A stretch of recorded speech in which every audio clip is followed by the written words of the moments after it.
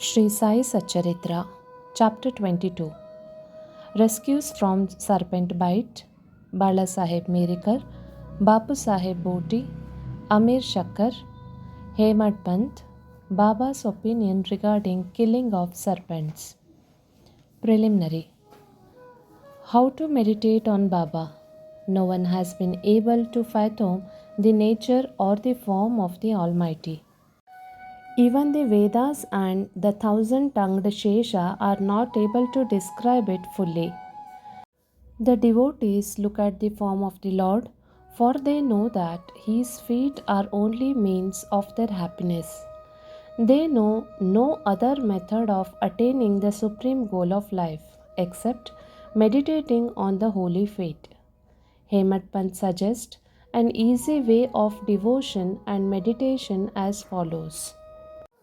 As the dark fortnight of every month wears out gradually, the moonlight also wanes in the same degree. And on the new moon day, we do not see the moon at all. Therefore, when the bright fortnight begins, people are very anxious to see the moon. On the first day, the moon is not seen, and on the second day also not visible. Then the people are asked to see the moon through an opening between two branches of the tree. And when they begin to see through this aperture eagerly, the distant small crescent of the moon comes to their great delight. Now let us try to see Baba's light. Look at the Baba's posture. How fine it is. He is sitting with his legs folded, the right leg held across the left knee. The fingers of his left hand are spread on the right foot. On the right toe are spread his two fingers, the index and middle one. By this posture, Baba means to say, as it were, if you want to see my light, be egoless and most humble and meditate on my toe through the opening between the two branches, index and middle finger, and then you will be able to see my light. This is the easiest means of attaining devotion. Let us turn for a moment to Baba's life. Shirdi had become a place of pilgrimage on account of Baba's stay. People from all quarters began to flock there, and both the rich and the poor began to benefit it in more ways than one, and in some form or other. Who can describe Baba's boundless love and his wonderful natural knowledge and his all pervasiveness? Blessed are those who experience one or all of this. Sometimes Baba observed long silence, which was in a way his dissertation on Brahman. At other times, he was conscious bliss incarnate, surrounded by his devotees. Sometimes he spoke in parables, and at other times indulged in wit or humor. At times he was quite clear, and at times he seemed enraged. Sometimes he gave his teachings in a nutshell, at other times he argued in a length. Many a time he was very plain. In this way, he gave varied instructions to many, according to their requirements. His life was therefore inscrutable beyond the ken of our mind, beyond our intellect and speech. Our longings to see his face, to talk with him, and hear his Leelas were never satisfied. Still, we are overflowing with joy. We can count the showers of rain, tie the wind in a leather bag, but who can gauge or measure his Leelas? Now we deal here with one aspect of them, that is, how he anticipated the calamities of his devotees and warded them off in a time. Balasaheb Mirikar. Balasaheb Mirikar, son of Kakasaheb Mirikar, was a Mamledar of Kopargaon. He was going on a tour to Chitli. On the way, he came to Shirdi to see Sai Baba. When he went to the masjid and prostrated himself before Baba, usual conversation regarding health and other matters commenced. when Baba sounded a note of warning as follows. Do you know our Dwarka Mai? As Balasaheb did not understand, so he kept quiet. Baba continued, This is our Dwarka Mai, where you are sitting. She wards off all dangers and anxieties of children who sit on her lap. This Masjid Mai is very merciful. She is a mother of a simple devotees, whom she will save in calamities. Once a person sits on her lap, all his troubles are over.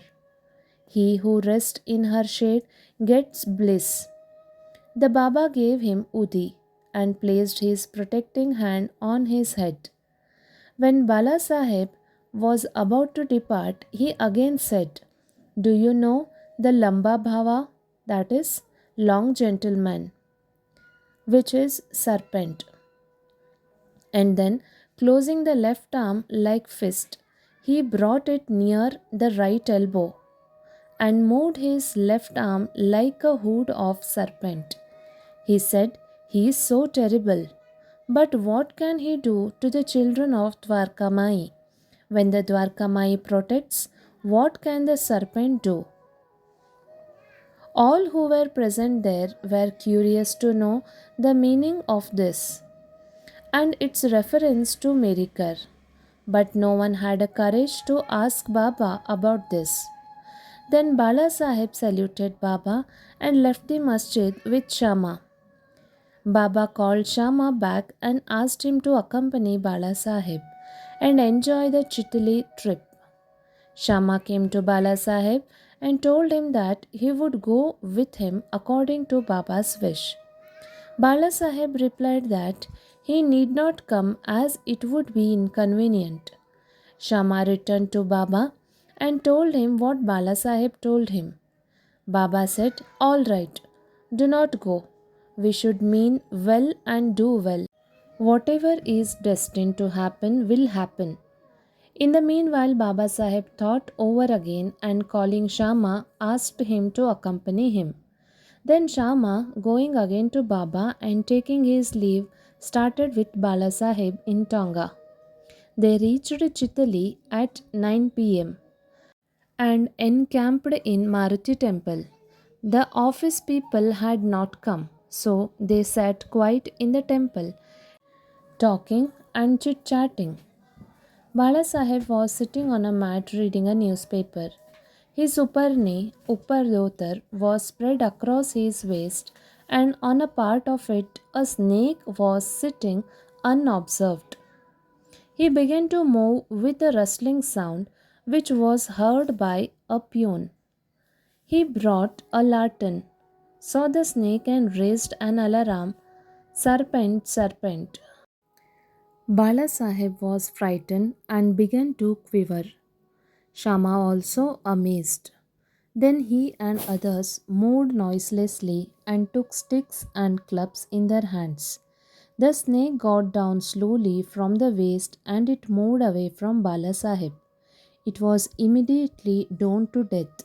Thus, this calamity, which was professed by Baba, was averted, and Bala Sahib's love for Baba was deeply confirmed. Bapusaheb Buti.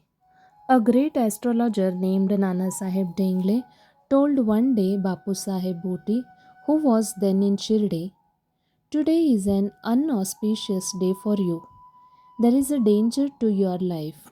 This made Bapu Sahib restless. Then they, as usual, came to masjid. Baba said to Bapu Sahib, What does this Nana say? He foretells death for you? Well, you need not to be afraid. Tell him boldly. Let us see how death kills. Then, later in the evening, Bapu Sahib went to his privy for easing himself where he saw a snake. His servant saw it and lifted a stone to strike at it. Bapu Sahib asked him to get a big stick, but before the servant returned with a stick, the snake was seen moving away and soon disappeared. Bapu Sahib remembered with joy Baba's word of fearlessness. Amir Shakkar. Amir Shakkar was a native of the village Korale in Kopargaon Taluk. He belonged to the butcher caste. He worked as commission agent in Bandra and was well known there. He once suffered from rheumatism, which gave him much pain. He was then reminded of God, and so he left his business and went to Shirdi and prayed to Baba to relieve him from his malady. Baba then stationed him in a chavdi, which was then a damp, unhealthy place, unfit for such a patient. Any other place in a village or corral itself would have been better for Amir, but Baba's word was deciding factor and the chief medicine. Baba did not allow him to masjid, but fixed him in the chavdi, where he got very great advantage. Baba passed via Chavdi every morning and evening, and every alternate day Baba went to the Chavdi in the procession and slept there. So Amir got Baba's contact very often easily. Amir stayed there for full 9 months, and then somehow or other he got a disgust for the place. So one night he stealthily left the place and came to Kopargaon and stayed in a dharmashala. There he saw a old dying fakir who asked him for a water. Amir brought it and gave it to him. As soon as he drank it, he passed away. Then Amir was in fix. He thought that if he went and informed the authorities, he would be held responsible for the death as he was the first person and sole informant and knew something about it. He repented for his action, that is, leaving Shirdi without Baba's leave, and prayed to Baba. He then determined to return to Shirdi, and that same night he ran back, remembering and muttering Baba's name on the way, and reached Shirdi before daybreak and become free from anxiety. Then he lived in a chowdi in a perfect accordance with Baba's wishes and orders and got himself cured. One night it so happened that Baba cried at midnight, "O Abdul, some devilish creature is dashing against the side of my bed." Abdul came with a lantern, examined Baba's bed, but found nothing. Baba asked him to examine carefully all the place and began to strike ground with his satka. Seeing this Leela of Baba, Amir thought that Baba might have suspected some serpent had come there. Amir could know by close and long contact the meaning of Baba's word and actions.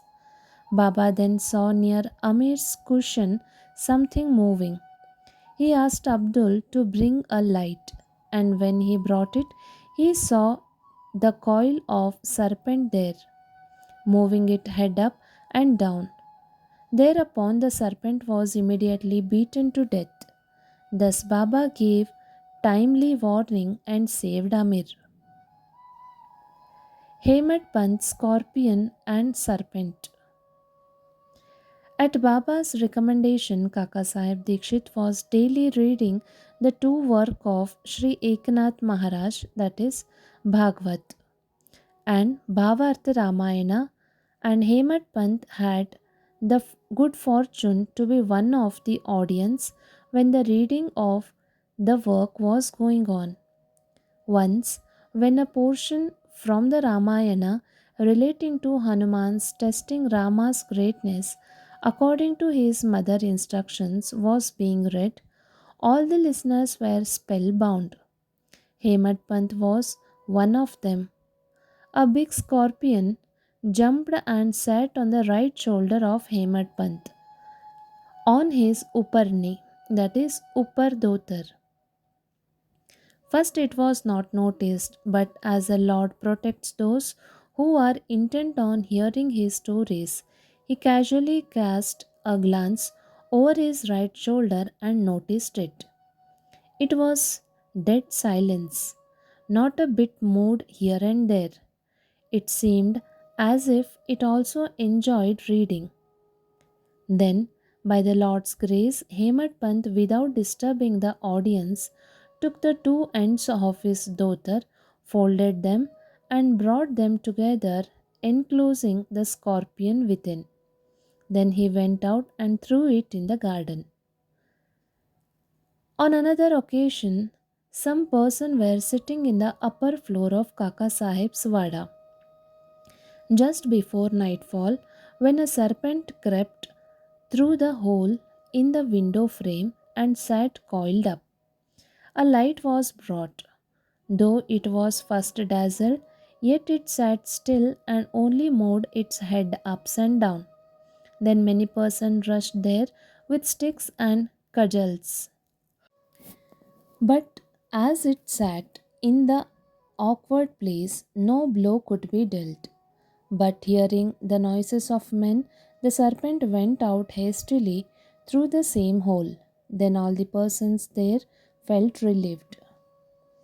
Baba's opinion. One devotee named Muktaram then said that it was good that the poor creature escaped. Hemadpant challenged him, saying that serpents should better be killed. There was a hot discussion between them, the former contending that serpents and such a creature should not be killed, the latter that they should be. As night came on, the discussion came to an end without any decision being arrived at. Next day, the question was referred to Baba, who gave his settled opinion as follows. God lives in all beings and creatures, whether they be serpents or scorpions. He is the great wire puller of the world, and all being serpents, scorpions, etc., obey his command.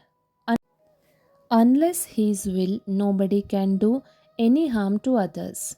The world is all depend on him, and no one is independent. So we should take pity and love all creatures, leave off adventurous fights and killing, and be patient. The Lord God is the protector of all. Bow to Shri Sai, peace to be all. Shri Sai Pranam.